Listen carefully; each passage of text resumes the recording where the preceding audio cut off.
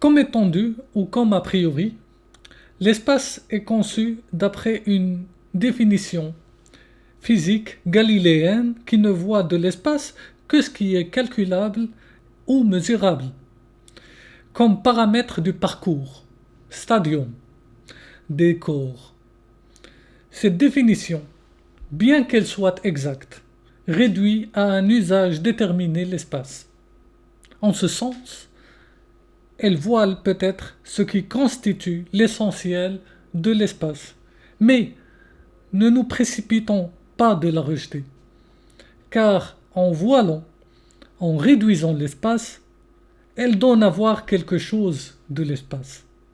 Cela rejoint aussi la définition de l'espace public par Wikipédia. On y arrive.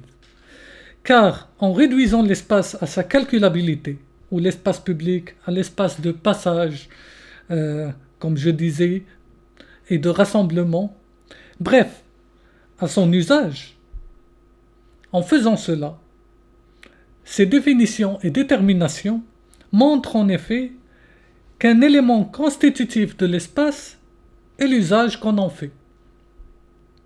Sauf que l'usage suppose un sujet enfermé en soi qui par la suite se rapporte à l'espace, même si ce rapport est un a priori. Le sujet lui-même étant considéré comme un point dans l'espace présent à qui les objets s'offrent dans le mode du présent à l'indicatif. On peut cependant, en suivant Kant et en le radicalisant, en disant que l'homme, le sujet, mais dans ce cas ce n'est plus un vrai sujet, res cogitans, en disant que l'homme est l'espace. L'homme, c'est l'espace, dans la mesure où il aménage l'espace.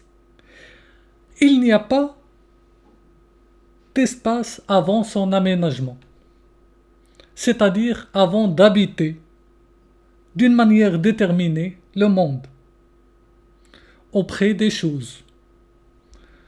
L'homme institue l'espace en instituant des distances ou, comme le souligne Martin Heidegger, en se mettant en chemin dans la proximité des choses.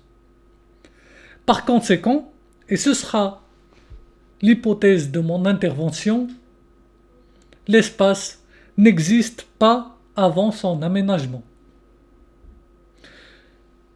Et vu que l'appropriation est un mode fondamental d'aménagement, instaurant des frontières et territorialisant, on peut ajouter, deuxième partie de l'hypothèse, l'espace public n'existe pas avant son appropriation.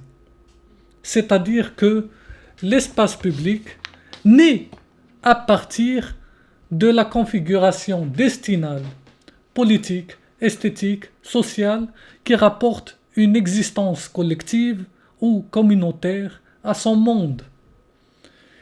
Il s'agit maintenant de penser ce rapport. Ce dernier, je l'annonce maintenant, se déploie dans la langue et en tant que langue.